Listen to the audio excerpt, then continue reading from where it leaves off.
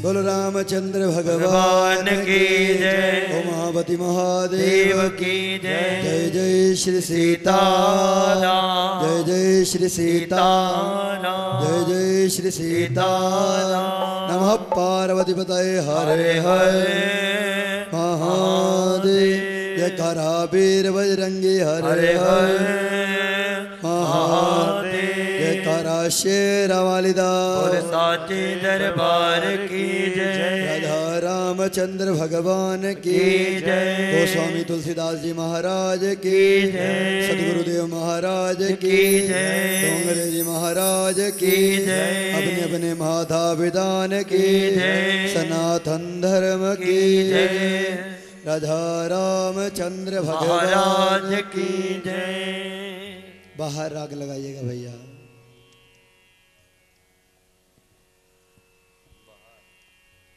बोलो राजा रामचंद्र भगवान की जय। पूर्व प्रसंग के अंदर हमने श्रवण किया था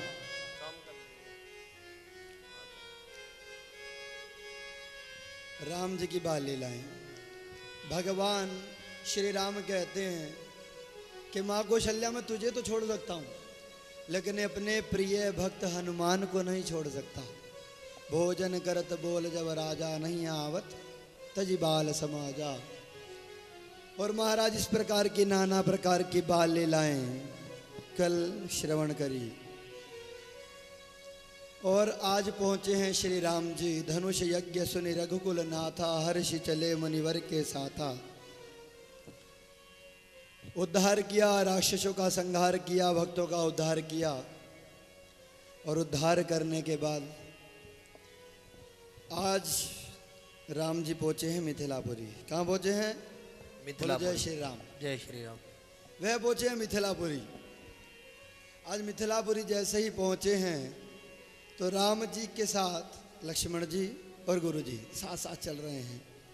और जैसे चल रहे हैं कहते हैं धनुष यज्ञ सुनि रघुकुल था। धनुष यज्ञ सुनि रघुकुल नाथ।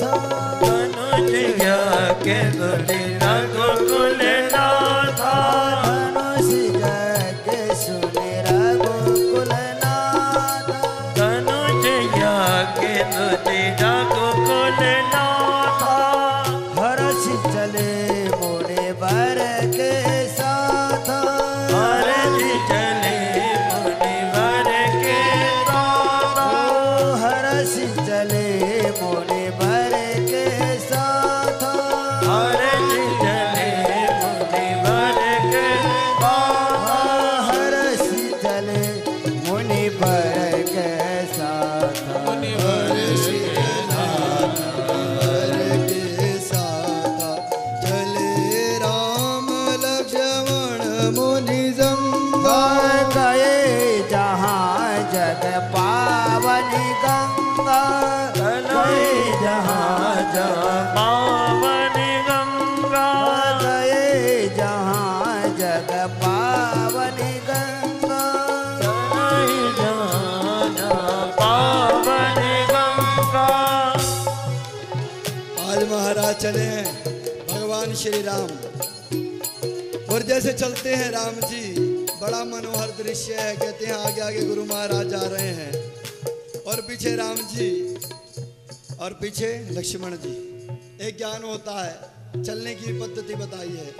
जीवन में भी जब चला जाए सबसे पहले गुरु रूपी प्रकाश और राजा राम रूपी ज्ञान और लक्ष्मण रूपी वैराग्य जब आदमी के जीवन में होता है तो यह जिंदगी रूपी जो गाड़ी है ना, ये कहीं ठोकर नहीं खाती।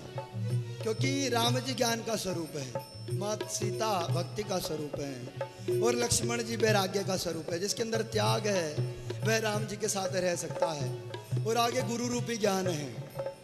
ऐसे महाराज मनोहर दृश्य है, चलते जा रहे हैं। अहिल्या का उद्धार किया है, और जब अहिल्या का उद्धार किया, कल के प्रसंग में राम चरण सुखदाई, बड़े सुंदर हैं चरण राम जी के।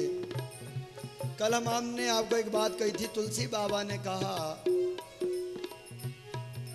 कि कन्या का विवाह कन्या के अनुसार करना चाहिए।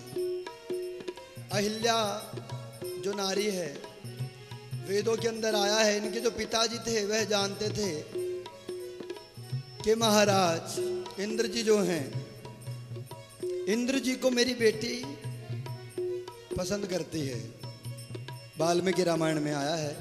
इसमें तो सिर्फ चरण छुआए हैं मानस के अंदर, और आगे चल दिए उद्धार किया है। वाल्मीकि रामायण और आनंद रामायण की बात बता रहे हैं। और चौपाई तुलसी बाबा ने दी है कि जैसा अनुकूल बालक हो वैसा ही अनुकूल पति होना चाहिए, वरना ऐसी समस्या आती है जैसी अहिल्या के जीवन में आई है। और ऐसा भी नहीं है कि बालक जैसा कहे वैसा ही हो, हर तरीके से सूझबूझ के वे थे। उन्होंने मुझे श्राप दिया तो आज मैं जाकर के भगवान से मिली हूँ। भक्त कभी भी श्राप देता है तो किसी भी इतिहास को उठा के देखिए, भक्त जब भी किसी को श्राप देता है तो भगवान उसको उतारने के लिए आते हैं भगवान। चंद्रमा महाराज घटने लगा है, जब से श्राप मिला है गौतम ऋषि का, आज जैसे घटने लगा है तो भाग रहा है, इधर उधर डोल रहा है। बाबा भोलेनाथ के आश्रित जब हुआ, द्वितीया का चंद्रमा छोटा सा रह गया। कहा महाराज आपको तो मेरा उद्धार करना पड़ेगा। बोलो जय श्री राम। जय श्री राम। कि आपको मुझे उद्धार करना पड़ेगा। बाबा भोलेनाथ कहते हैं क्यों करना पड़ेगा? कहते हैं क्योंकि मेरे नाम, आपके स्वामी के नाम के पीछे क्या जुड़ता है? राम जी के नाम के पीछे क्या जुड़ता है? चंद्र। इसलिए राम चंद्र, कृष्ण चंद्र। महाराज आपके स्वामी के पीछे मेरा नाम जुड़ता है। अपने स्वामी की यदि नाम की लाज बचाना चाहते हो तो आपको शपथ है उनके नाम की, हमें शिरोधार्य कीजिए। तो ऐसा कहते हैं, जन्म सिंधु, बाबा भोलेनाथ कितने करुणा वरुणालय हैं। जन्म सिंधु, जिसका समुद्र में से महाराज जन्म हुआ है, खारे पानी में से। पुण्यबंधु विष, जिसका भाई कौन है? महाराज जहर, जिसका भाई है। जन्म सिंधु पुनिबंधु विष, दीन मलिन सा कलंक। और महाराज इतना कलंकित है, बाबा भोलेनाथ ने जब उसको अपने सिर पर धारण किया तो सिर पर धारण करते ही आज चंद्रमा जगत वंदनीय हो गया। बोलो शंकर भगवान की जय, रामचंद्र भगवान की जय। आज महाराज चंद्रमा की लाज बची और चंद्रमा पूजनीय हो गया, और इंद्र की लाज राम जी के विवाह में आगे बचेगी। और अहिल्या का उद्धार कल हो ही गया था। तब महाराज ऐसी कथा कहते कहते हर्षि चले मुनिवर के साथ था, और गए कहाँ? जग पावनी गंगा, जहाँ जगत को पावन कर देने वाली माँ गंगा है। यही सूर्यवंशी है। कहते हैं सगर, सगर सूर्यवंश में जैसे रघुकुल है, ऐसे ही इनकी पीढ़ी दर पीढ़ी चलने वाले एक सगर नाम के राजा रहे हैं। वे सगर नाम के राजा अश्वमेघ यज्ञ कर रहे हैं। क्या कर रहे हैं? अश्वमेघ यज्ञ। बोलो जय श्री राम। जय श्री राम। आज महाराज जैसे अश्वमेघ यज्ञ कर रहे हैं, कहा इनका यज्ञ तो पूरा होगा ही होगा।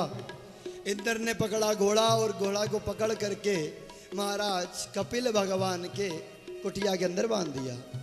और जैसे ही महाराज चले हैं, सगर के सभी पुत्र 60,000 पुत्र उस घोड़े को लेने के लिए, जब घोड़े को लेने के लिए गए, उसी समय देखते हैं तो कपिल मुनि के यहाँ पर हमारा घोड़ा बंधा है। बोलो जय श्री राम। जय श्री राम। कहाँ बंधा है?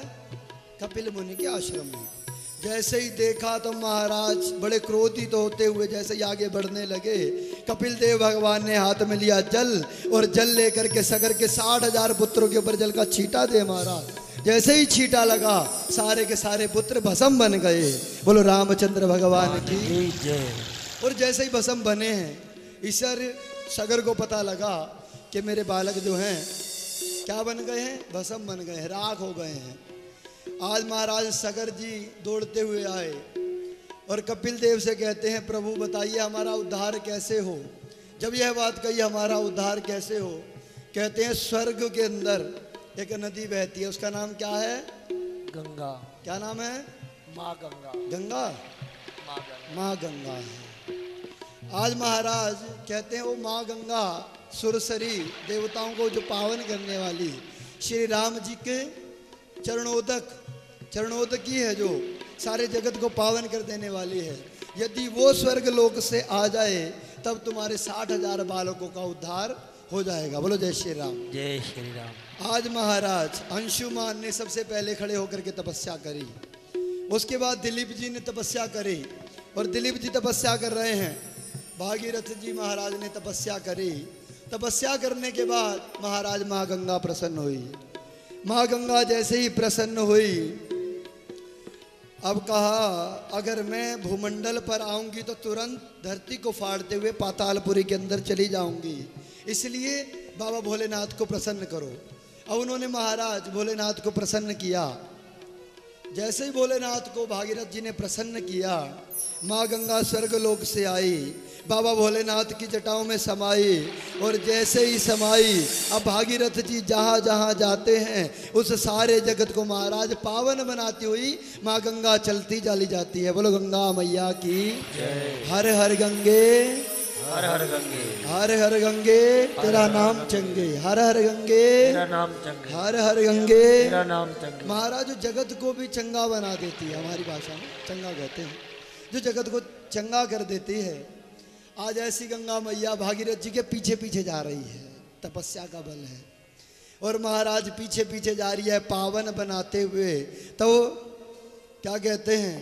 कहते हैं गंगा मैया की आराधना करते हुए सभी लोग आराधना करते हैं। जैसे ही सबकी मुक्ति हुई, सारी आत्माएं प्रसन्न होकर के खड़ी हो गई कि हम स्वर्ग लोक में जाएंगे, और सभी आराधना करते हैं। बोलो गंगा मैया की। मेरा कर दो बेड़ा पार माता श्री गंगे, मेरा कर दो बेड़ा पार माता श्री गंगे, मेरा कर दो बेड़ा पार माता श्री गंगे, मेरा कर दो बेड़ा पार माता श्री गंगे। ओ श्री गंगे हर हर गंगे, श्री गंगे हर हर गंगे, श्री गंगे हर हर गंगे, श्री गंगे हर हर गंगे। मेरा कर दो मेरा कर दो मेरा कर दो बेड़ा गंगा मैया की मेरा कर दो बेड़ा पार माता श्री गंगे।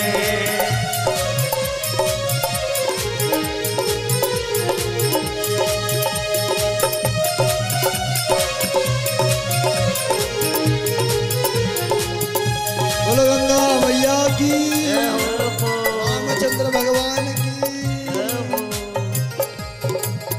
मेरा कर दो बेड़ा पार माता श्री गंगे, मेरा कर दो बेड़ा पार माता श्री गंगे। पतित पावनी नाम तुम्हारा, पतित पावनी नाम तुम्हारा, पतित पावनी नाम तुम्हारा, पतित पावनी नाम तुम्हारा।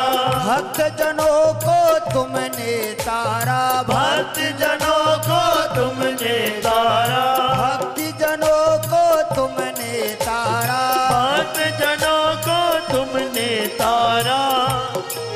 मेरे ले लो सारे संभाल माता श्री गंगे, मेरे ले लो सारे संभाल माता श्री गंगे। श्री गंगे हर हर गंगे, श्री गंगे हर हर गंगे, श्री गंगे हर हर गंगे, श्री गंगे हर हर गंगे। मेरा कर दो जय हो, मेरा कर दो मेरा कर दो बेड़ा पार माता श्री गंगे, मेरा कर दो बेड़ा पार माता श्री गंगे। कर दो बेड़ा पार माता श्री गंगे, मेरा कर दो बेड़ा पार माता श्री गंगे। बोलो गंगा मैया की जय। देखो भैया, श्रुतियाँ कहती हैं कलयुग के अंदर 3 चीजों को बड़ी क्षति होगी। वास्तव में तो 4 चीज़ों की होंगी, लेकिन जो पढ़ाई में हुआ है वह 3 चीज़ों को, गाय, गंगा और गौरी। गौरी मतलब कन्या, माँ गंगा और गाय। जो गायें हैं उनकी कहना नहीं चाहिए ऐसे व्यास मंच से, लेकिन क्षति है देश को। महाराज उनकी चरम का इस्तेमाल महाराज जो भक्त हैं वह भी करेंगे, इसलिए उसके दोषी वह भी हैं जो चमड़ा इस्तेमाल करते हैं। चमड़े का इस्तेमाल कम से कम करना चाहिए। और महाराज सबसे पहले गाय, फिर गंगा। माँ गंगा की स्थिति आज आप देख ही रहे हैं, क्या माँ गंगा की स्थिति हो गई है। माँ गंगा के अंदर, जमुना जी के अंदर आया था कि पूजा का समान प्रवाह करता है जो लोग, वह गंगा जी को, जमुना जी को दूषित करता है। ऐसा नहीं है। गंगा जी के अंदर, जमुना जी के अंदर जो समान प्रवाह करे, पहले तो वो कट्टा उठा करके गंगा मैया में न डाल दे, थैलियाँ उठा करके गंगा मैया में न डाल दे। फूल होते हैं, अक्षत होते हैं, चावल खाएंगी गंगा मैया के अंदर रहने वाले जीव, तो क्या होगा महाराज, जो गंगा मैया के अंदर जीव रहते हैं वे उसकी गंदगी को खा करके साफ करते हैं और उनका पेट चावलों से भरता है, उससे साफ सुथरी रहती है। लेकिन यदि हम उसके अंदर थैली डालें, उसके अंदर हम कट्टा भर करके डालें, इत्यादि गंद डालें, उससे गंदगी होती है। पूजा के सामान से गंदगी नहीं होती। और हमारे समाज में, हमारी संस्कृति, भारतवर्ष को चलाने वाले कुछ नेता लोगों ने कहा कि पूजा के सामान को गंगा जी में डालने से, जमुना जी में डालने से दूषित होती है। लेकिन जमुना जी के अंदर ऐसा दुर्भाग्य है कि दिल्ली के अंदर भी 18 नाले ऐसे बड़े बड़े जमुना जी जैसे जमुना जी के अंदर छोड़े गए हैं। ये व्यक्ति सो रहा है, सनातन धर्म का जो व्यक्ति है वह सो रहा है। इसलिए गौ हत्या जो हो रही है उसके लिए भी व्यक्ति सो रहा है। और गौरी महाराज कहते कन्या नहीं होगी तो अष्टमी कैसे मनाओगे, कन्या नहीं होगी तो वंश कैसे आगे बढ़ाओगे। विशेष करके ये 3 चीज, और इन्हीं चीजों पे आधारित है श्री सनातन धर्म। सनातन किसे कहते हैं? जो सत्य का तन है वह सनातन है। सदा तिष्ठति इति सनातना, जो था है और सदा रहेगा वह सनातन है। उस सनातन धर्म को कभी खत्म नहीं होने देना है। आदमी अंदर से खोखला होता जा रहा है क्योंकि नियमों का पालन तो कर नहीं पा रहा है और दुनिया के लोक दिखावे में घुसता जा रहा है। इन चीज़ों की सबसे ज़्यादा अपने बड़ों की संस्कृति को भूलना नहीं है। हमारा बालक हमारा कहा नहीं मान रहा, कमी हमारी आ रही है। क्यों? क्योंकि कल तक हमारे माँ बाप ने जो हमें संस्कार दिए थे हम अपने माँ बाप की मानते हैं, तो हमारे को कहीं अपने बच्चों को समझाने में कहीं ना कहीं कमी आ रही है, इसलिए हमारे बच्चे हमारी बात नहीं मान रहे। बोलो जय श्री राम। या तो उनके प्रति वात्सल्य हमारा कम है जो हमारी बात समझ नहीं रहे हैं।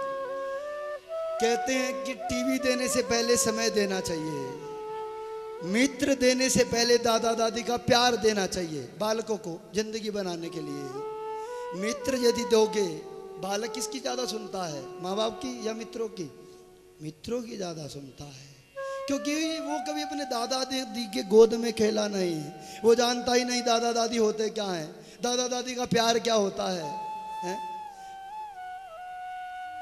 और महाराज दादा दादी या घर के बड़े बुजुर्ग तो वो होते हैं जो अपने पोतों पोतियों को मिट्टी भी नहीं लगने देते, और रात में जब बच्चा उनके साथ सोता है ना तो संस्कार भरी बातें सुनाते हैं। लेकिन आज 8 साल का बालक हो जाए तो उसको कमरा अलग चाहिए। क्यों भैया? ये स्थिति हमने पैदा कर दी है। बोलो जय श्री राम। जय श्री राम। इसी प्रकार संस्कृति विशेष है। राम जी का चरित्र भी संस्कृति बताता है। माँ गंगा को बचाना हमारे हाथ में है, जमुना जी को बचाना हमारे हाथ में है, उसके अंदर जो गंदी चीज़ जा रही है उसको बचाना हमारे हाथ में है।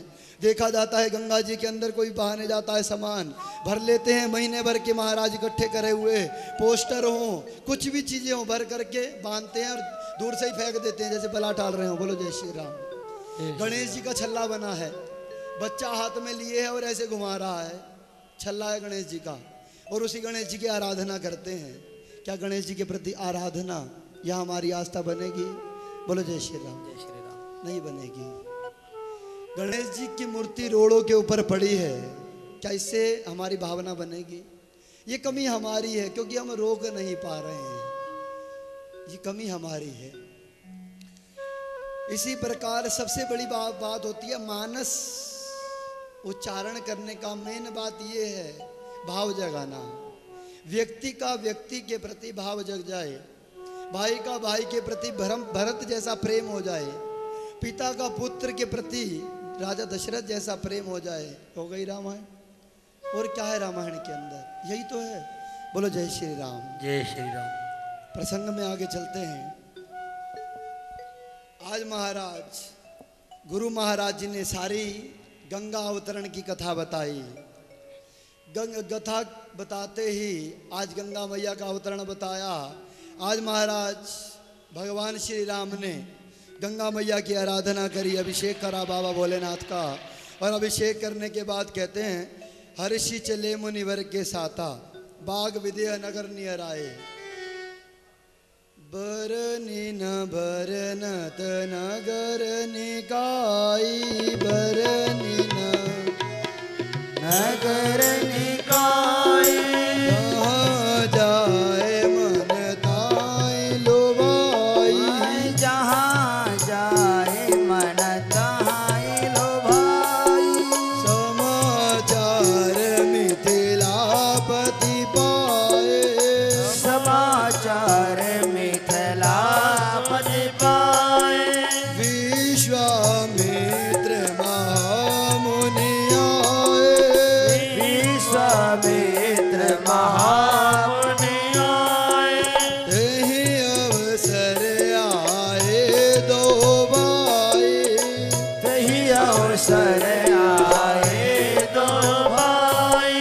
गए रहे देखन बुलवाई, गए रहे देखन फुलवाई।